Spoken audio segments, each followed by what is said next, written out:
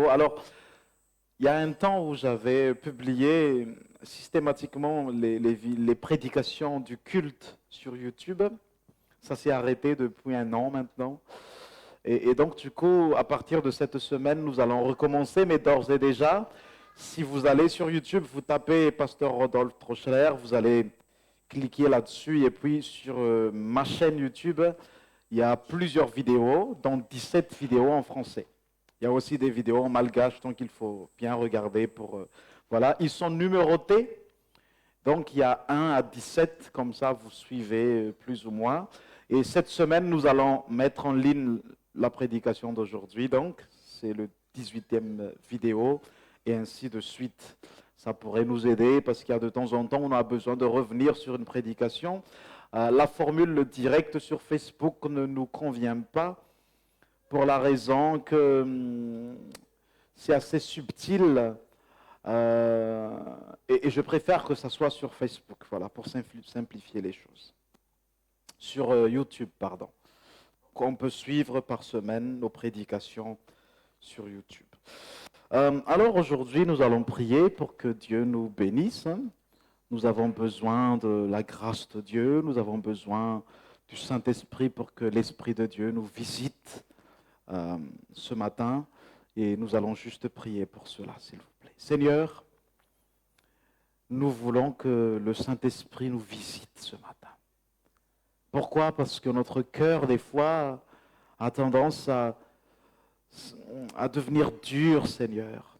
Parfois, nous avons tendance à négliger surtout les paroles que nous connaissons déjà.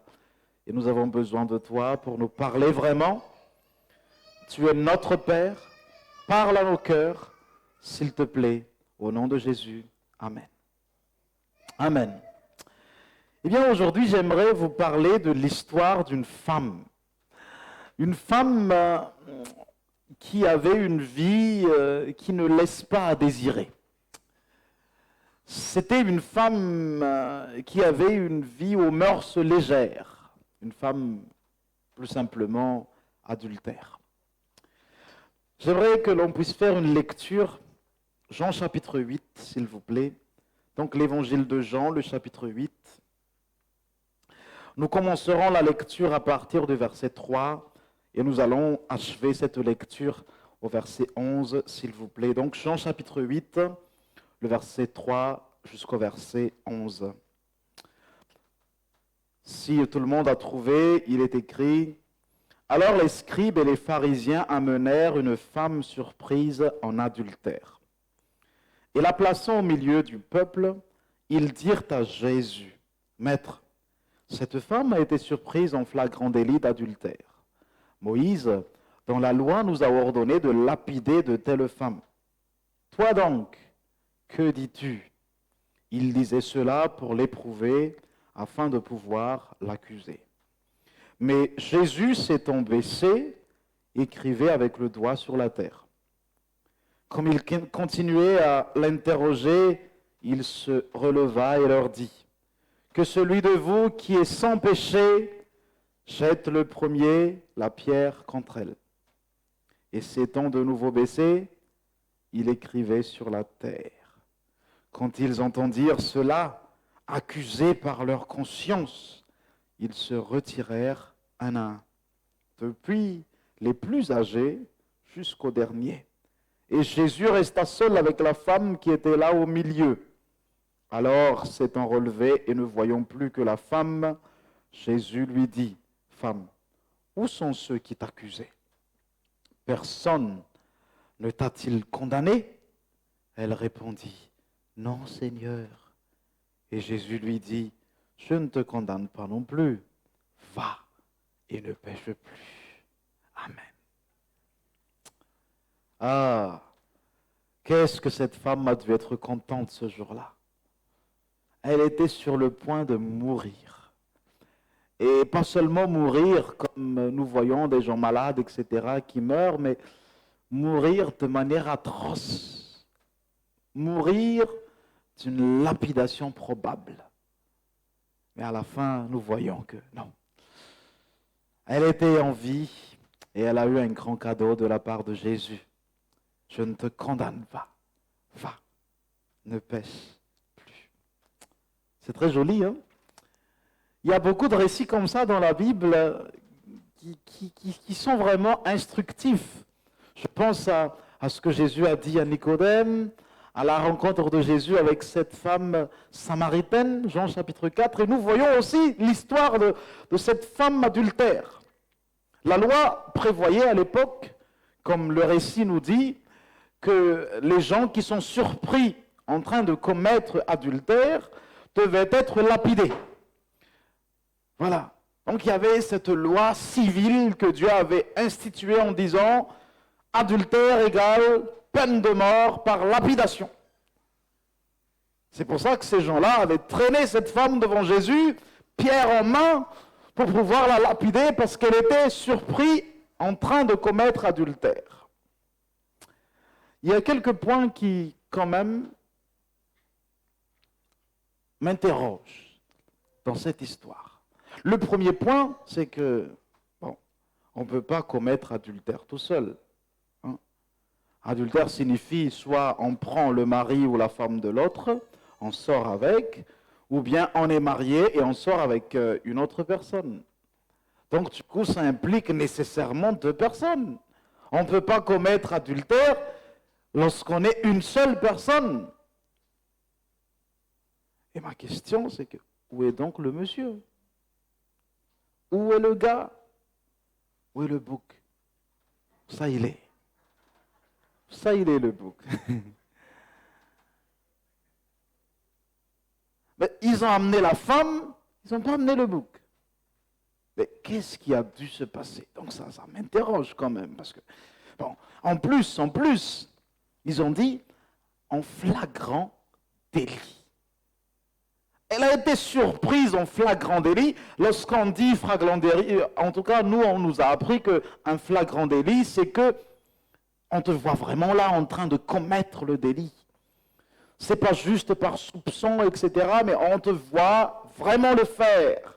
Donc, du coup, ils ont dû surprendre ces gens-là en train de se balader, etc., avec le, je sais pas moi, mais en flagrant délit d'adultère.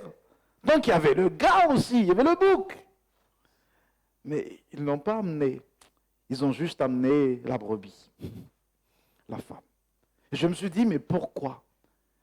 Et peut-être, peut-être qu'ils connaissaient ces principaux, parce qu'on dit que c'était des gens qui voulaient accuser Jésus. Donc c'était probablement des scribes, des pharisiens, des religieux, mais en fait, ils connaissaient le gars.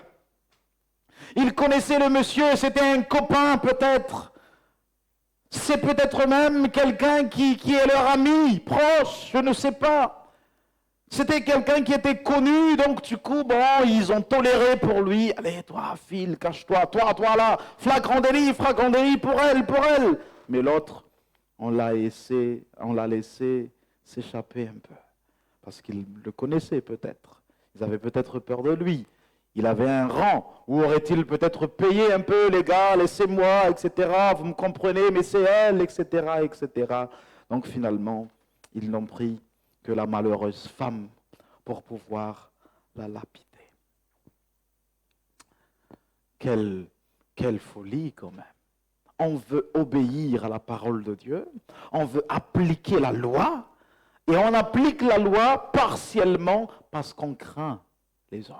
Parce qu'on a une relation avec telle personne, parce que c'est notre ami, parce qu'il est comme ça, parce qu'il a un rang, je ne sais pas moi, mais en tout cas, ils ont appliqué partiellement par crainte des hommes.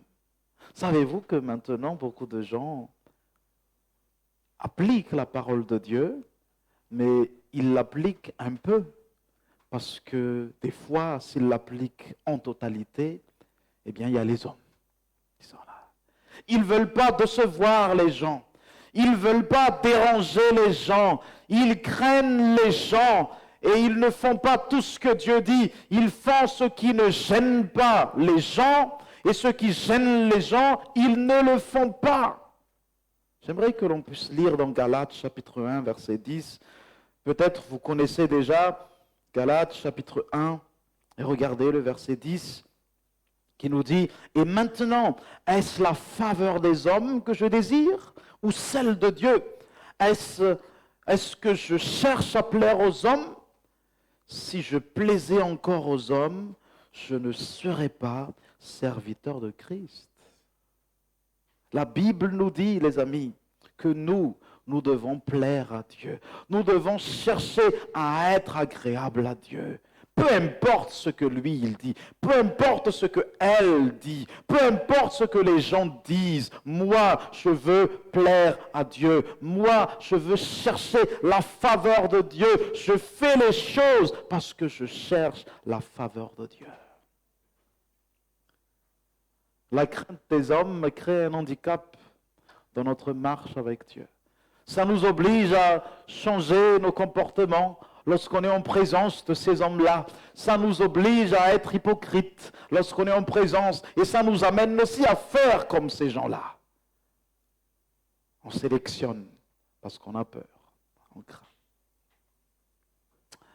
Les parents de Moïse avaient fait un choix. Ce choix-là, c'était de faire plaisir à Dieu, de chercher la faveur de Dieu. Si on lit dans Hébreux chapitre 11, verset 23, mais je ne vais pas le lire, il y a le texte qui nous dit, les parents de Moïse ne craignaient pas l'ordre du roi et ils avaient caché Moïse. À l'époque, le Pharaon avait dit que tout nouveau-né mâle devait être jeté dans le Nil, devait être tué. C'était un ordre du roi. Mais eux, ils cherchaient la faveur de Dieu. Ils ne voulaient pas faire plaisir au roi. Ils voulaient faire plaisir à leur Dieu.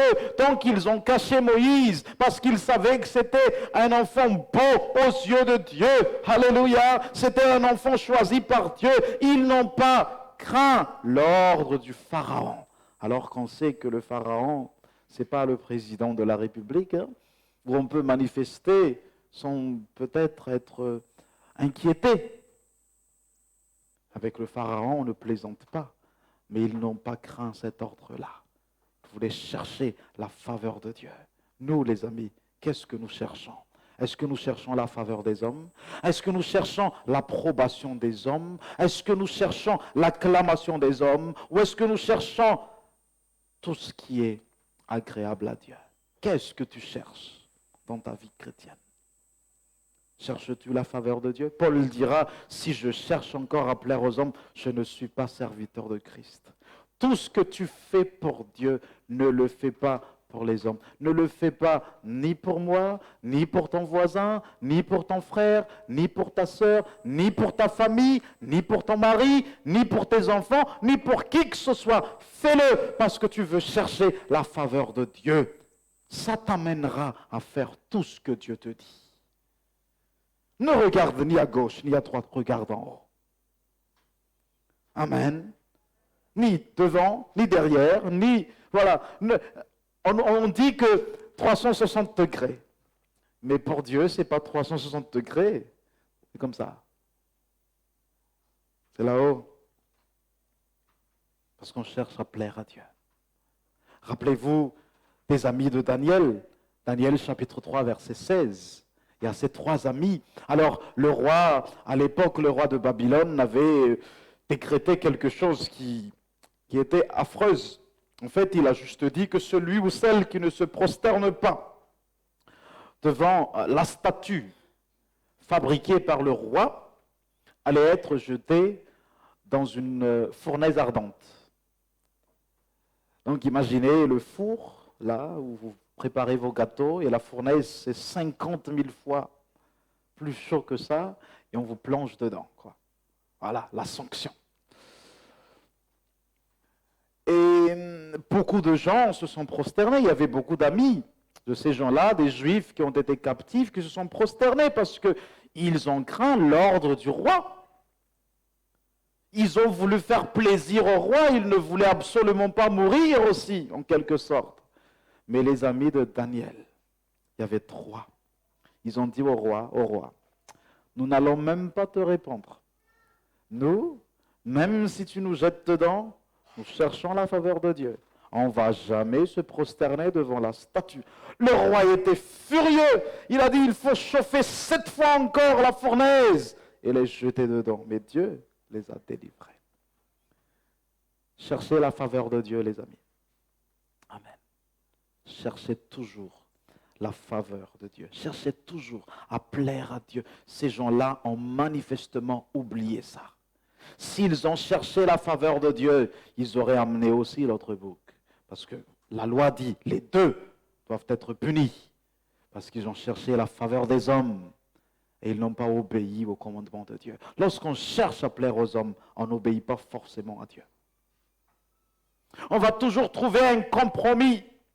On va toujours trouver une excuse pour ne pas faire ce que Dieu nous dit. Alors que si on doit chercher la faveur de Dieu, des fois on déçoit les gens. Oui, on déçoit. Lorsque tu dis la vérité, tu vas décevoir les gens. Ben oui, lorsque quelqu'un te demande de le secourir et de couvrir par un petit mensonge, mais toi tu cherches la faveur de Dieu, tu dis non, tu vas décevoir ton ami. Il va être fâché contre toi, il ne va plus te parler, mais ce n'est pas grave. Cherche la faveur de Dieu, alléluia. Fais comme les amis de Daniel. Dieu d'abord, alléluia. Ces gens-là ont oublié ça. Deuxième chose, quand même, après le ou et le bouc, c'est qu'ils ont fait cela, non pas vraiment parce qu'ils étaient choqués par ce que la femme faisait. C'est-à-dire qu'ils ont dit, oh là là, tu désobéis vraiment, tu déshonores Dieu, il y a la parole de Dieu, tu es une femme israélienne et tu fais ça, regarde la loi de Dieu, tu es indigne, tu mérites la mort. Ils n'étaient pas choqués par l'adultère en lui-même. Mais ils voulaient éprouver Jésus pour pouvoir l'accuser. Donc ils ont traîné cette femme devant Jésus, non pas pour faire justice, non pas pour que la sainteté de Dieu puisse régner dans le pays d'Israël, ça aurait été louable. Mais ils voulaient le faire parce qu'ils voulaient juste accuser Jésus. Quand même. Tu fais quelque chose, non pas parce que tu aimes Dieu, non pas parce que c'est la parole sainte de Dieu, c'est un ordre, c'est un commandement saint de l'Éternel, mais tu fais ça parce qu'il y a Jésus que tu veux accuser. Ils ont détourné le but de Dieu. Le but de Dieu, c'était de montrer au peuple que Dieu est saint, qu'il ne peut pas tolérer le péché. Le but de Dieu était d'encourager le peuple à vivre une vie de piété, une vie de pureté spirituelle. C'était le but de Dieu. Le but de Dieu, c'était que le peuple se soumette à ses commandements par amour. Mais eux, ils ont détourné la loi. Ils voulaient accuser Jésus. Oui, c'était bien parce qu'ils savaient que Jésus était tout le temps avec les pécheurs. Jésus mangeait avec eux. Jésus entrait et venait avec eux. Donc du coup, ils s'attendaient à ce que Jésus dise « Non, non, non, il ne faut pas la lapider, c'est fini. » Pour pouvoir l'accuser, regardez, il annule la loi. Regardez, c'est écrit, il ne le fait plus. C'est un menteur, c'est un traître, c'est un faux prophète. Ils voulaient accuser Jésus. Les amis, des fois, nous faisons des choses seulement parce que nous avons quelques objectifs qui n'ont rien à voir avec l'amour de Dieu. Il y a des gens qui font des choses parce qu'ils veulent être vus. Combien de fois j'ai vu des gens qui font des dons, des offrandes, etc.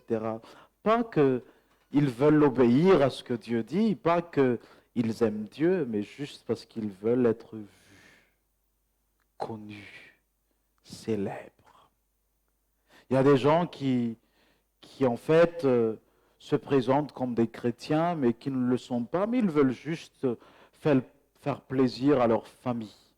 Que voilà, je suis là, j'accompagne, plaisir. Il y a des gens qui ont des motivations qui n'ont rien à voir avec l'amour de Dieu. Je ne veux pas que les autres se posent des questions, donc du coup, voilà. Je ne veux pas que le pasteur sache que, voilà. Donc,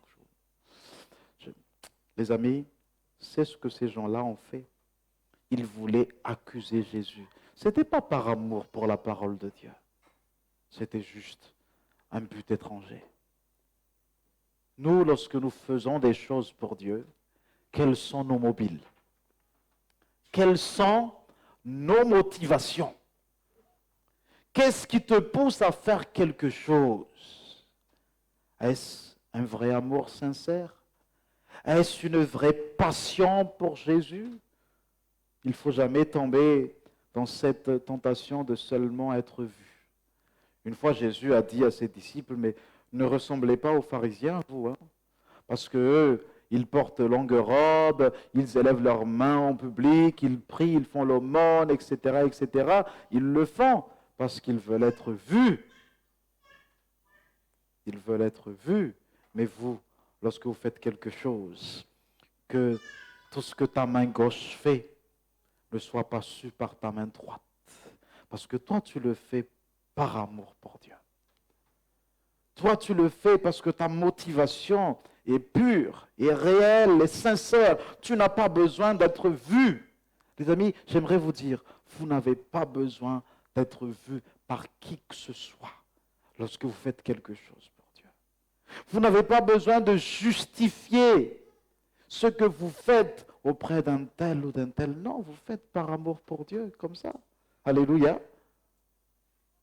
Laissons-nous toujours être motivés par amour. 1 Corinthiens chapitre 16, verset 4, regardez ce que Paul dit.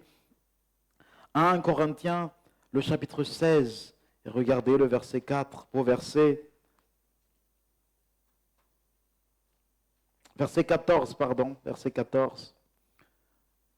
Que tout ce que vous faites se fasse avec amour. Alléluia. Que tout ce que vous faites se fasse avec amour. Tout ce que vous faites. Le seul mobile que Dieu accepte, la seule motivation que Dieu a agréée, c'est une motivation d'amour. Je fais ça parce que j'aime le Seigneur. Ne venez pas au culte le dimanche parce que vous me craignez que je vous téléphone en semaine. Où étiez-vous passé? Ne faites pas la folie de ces gens-là. Ne faites pas les choses parce que vous voulez que les autres sachent que voilà, vous êtes aussi là, vous participez. Non, non, faites-le avec amour. Tout ce que vous faites pour Dieu, que tout ce que vous faites se fasse avec amour. Et ça n'a pas besoin d'être vu par les gens. Le Seigneur sonde nos cœurs. Il voit à l'intérieur. Alléluia. Moi, le Seigneur m'a appris, et je peux vous dire que je ne questionne jamais ma femme par rapport à sa vie spirituelle. Et d'ailleurs, elle non plus. Ça ne me regarde pas. Ça ne me regarde pas. Je n'ai pas besoin de justifier auprès de ma femme. Ah, tu sais, aujourd'hui j'ai prié 3 heures. Je n'ai pas besoin de justifier. Je n'ai pas besoin de justifier auprès de ma femme que je lis ma Bible. Je n'ai pas besoin de justifier auprès des autres que j'ai une relation avec Dieu. Et donc, du coup, je fais exprès de prier lorsqu'ils sont là. Non, je n'ai pas besoin de justifier ça. Tout ce que je fais par amour pour Dieu. Et c'est Dieu qui voit. Les autres n'ont pas besoin de voir. Qu'importe ce que les autres disent, je fais pour Dieu. Alléluia. Pendant nos temps de culte, les amis, faites tout avec amour. Ne faites pas parce que voilà, moi je vois, hein, je connais un homme, il s'appelle Albert. C'est un malgache, il est à Madagascar et dans notre église à Madagascar, il s'est fait remarquer. Il était parmi donc les louanges devant, c'était un gars, il avait à l'époque 40 ans, 45 ans, mais qu'est-ce qu'il dansait cet homme. Donc tout le monde voit puisqu'il est devant, qu'est-ce qu'il dansait. Et il dansait comme s'il n'y avait personne devant. Comme s'il était seul, quoi. Comme s'il était seul à la maison, et il se libérait, il dansait de joie. Et puis lorsque j'ai préparé ce message, je me suis souvenu d'Albert. Et je me suis dit, ah ben oui, pourquoi allait-il modifier la manifestation de sa joie dans son cœur? Il le faisait pour Dieu. Ben, qu'importe qu'est-ce que les autres disent, mais qu'est-ce qu'il fait devant, etc. Il le faisait pour Dieu. Alléluia. Soyons tous des Albertins et Albertines. Alléluia. Je fais pour Dieu. Alléluia. Si tu as envie de crier lorsque tu pries, eh bien, crisons. Si tu as envie d'élever tes mains, eh bien élève tes mains. Alléluia. Si tu as envie de danser, danse. Tu ne fais pas pour les hommes, tu fais pour Dieu. Alléluia. Tu fais par amour. Que tout ce que vous faites se fasse avec amour. Et je pense que seul l'amour demeure. Hein.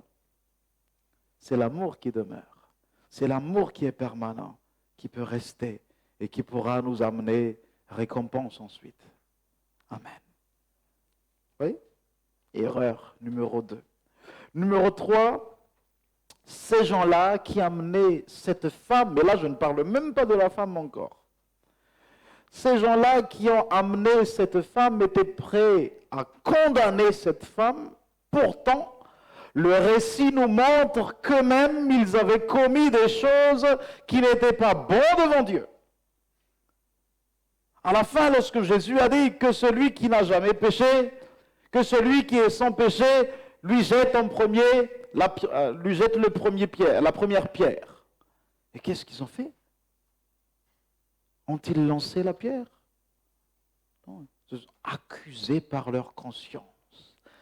Ce jour-là, le Saint-Esprit a agi dans leur conscience. Parce que connaissant leur volonté d'accuser Jésus, il aurait éteint tout de suite la voix de leur conscience. Ils auraient quand même jeté la pierre. Mais il y avait l'Esprit de Dieu qui était là. Le Saint-Esprit a agi. Toi. Et on dit que Jésus a écrit en bas. Et on se pose, mais qu'est-ce qu'il a dû écrire? Moi, je pense, comme Renard Banquet, que Jésus a écrit quelque chose coupable. Coupable, du petit jusqu'au plus grand, coupable. Et pourtant, les amis, ils ont voulu condamner une femme, alors qu'eux-mêmes, ils étaient coupables. La loi ne dit-elle pas que celui qui n'obéit pas à un, n'obéit pas à tous?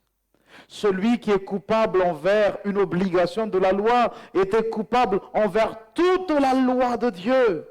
Et eux, ils étaient aussi tout aussi coupables que cette femme adultère, parce que eux non plus n'ont pas obéi à ce que Dieu disait. Pourtant, ils voulaient condamner cette femme. Quelle folie!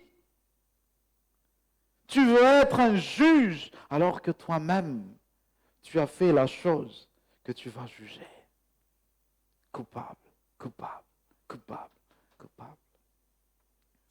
C'est pour ça que Jésus nous apprend à ne jamais juger les autres. C'est pour ça que Jésus a dit, pourquoi regardes-tu la paille qui se trouve dans les yeux de ton voisin, de ton frère, alors qu'il y a une poutre devant toi? Maintenant, il y a tellement de chrétiens qui ne font que regarder ce que les autres font. Ils ne voient que, mais voilà un tel, regarde un peu, et ceci, etc. Mais, et toi? Qu'est-ce que tu peux dire de ta vie?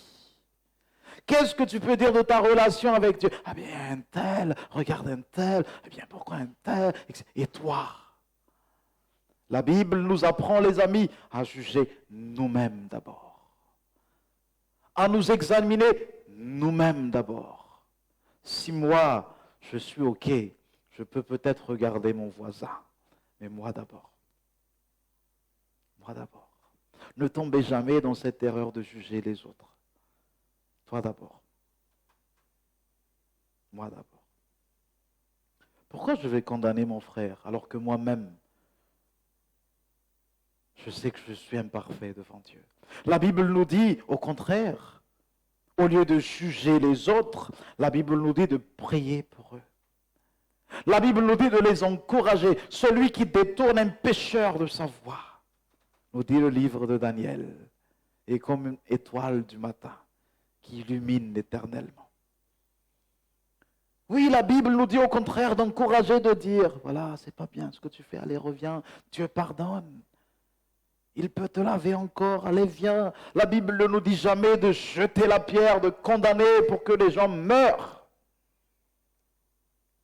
Personne n'a pensé, en fait, finalement, à restaurer cette femme.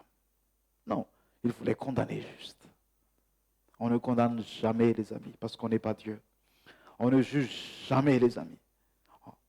On reprend, oui, on encourage, mais dans un but toujours précis, de voir la personne se repentir, de voir la personne recevoir la vie, de voir la personne revenir à Jésus.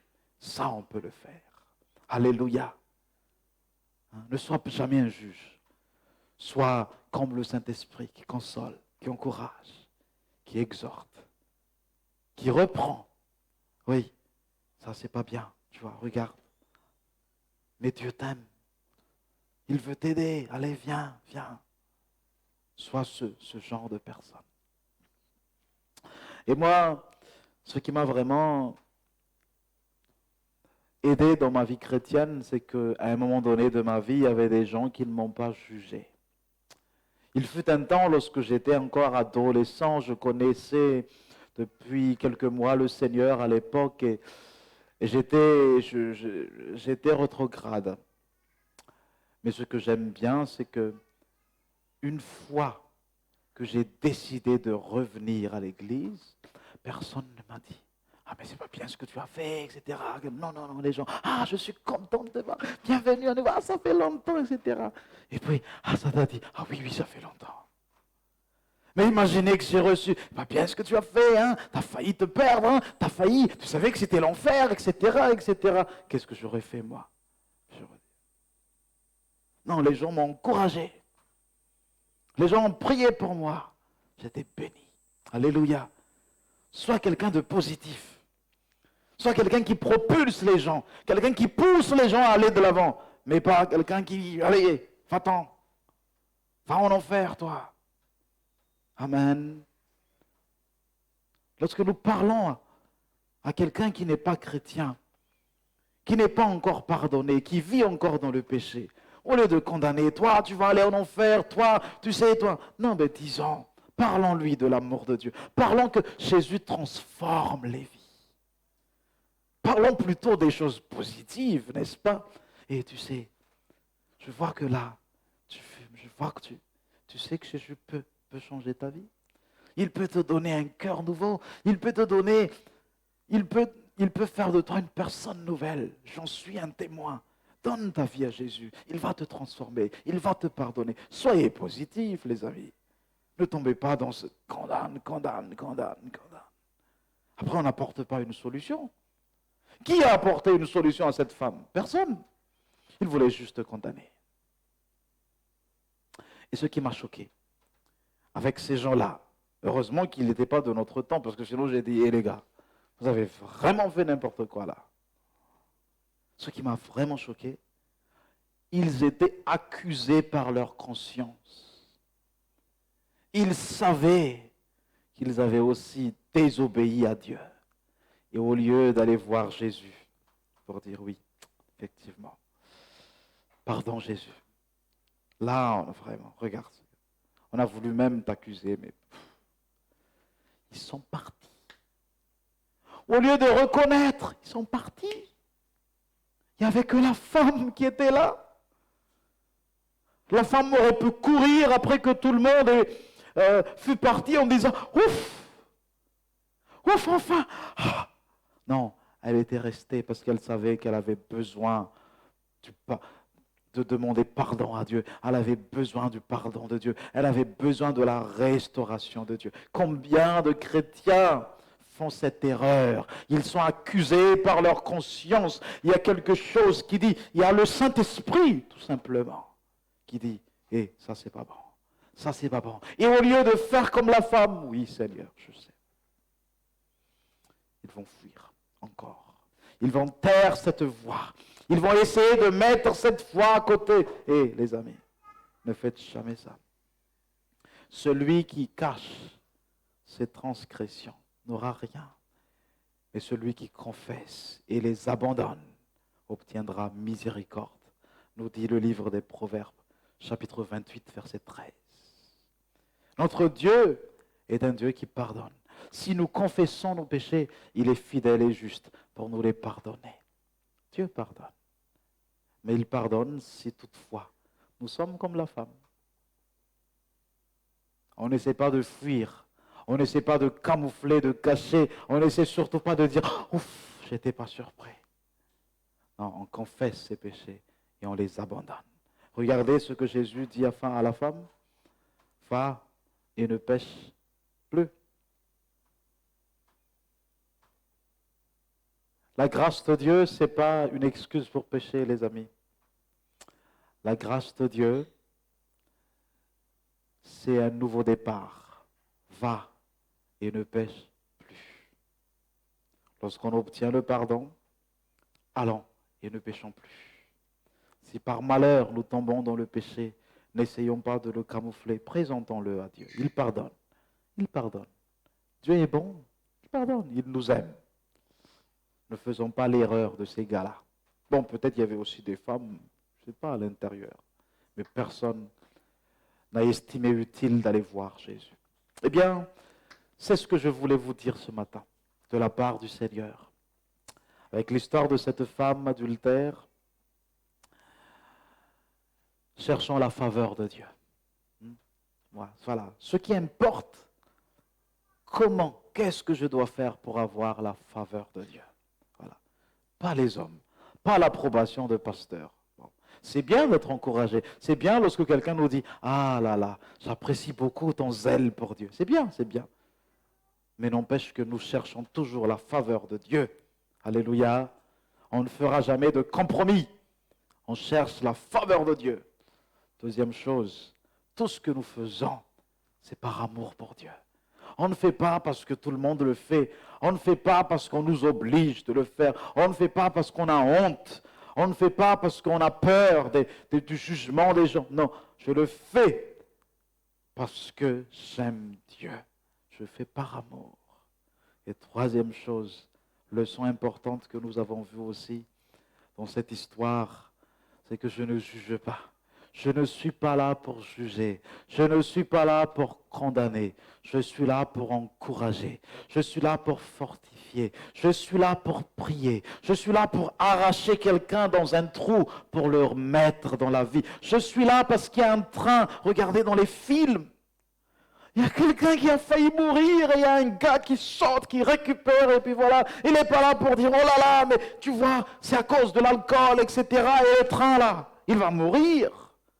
S'il se mettrait à juger. Non, il ne juge pas, il prend. Après, il va dire, mais c'est pas bon ce que tu as fait, tu as failli mourir, allez, viens. Alléluia. Faisons comme ça. Des gens positifs. Lorsque vous parlez de Jésus aux gens, soyez positifs. Présentez la vie nouvelle, présentez l'amour de Dieu, le pardon de Dieu. Ne condamnez pas les gens. Leur conscience est suffisamment grande pour déjà s'appesantir sur eux. Ils n'ont plus besoin de juges, de magistrats. Ils ont besoin des gens qui les retirent. Alléluia. Alléluia. Nous sommes ainsi serviteurs de Dieu. Que Dieu vous bénisse. On peut encore dire des choses puisqu'on a parlé peu de la femme. On aurait pu parler de la femme. Peut-être une prochaine fois. Là, on a parlé des bourreaux de la femme. On va parler de la femme peut-être une autre fois. Ou plutôt de celui qui a dit à la femme, va et ne pêche plus. Mais on s'arrête là pour aujourd'hui. On va prier pour remercier Dieu pour ces moments, s'il vous plaît. Oh, merci beaucoup, Jésus. Merci beaucoup. Quel bonheur, comme Cathy l'a rappelé dans sa prière, de te servir, d'être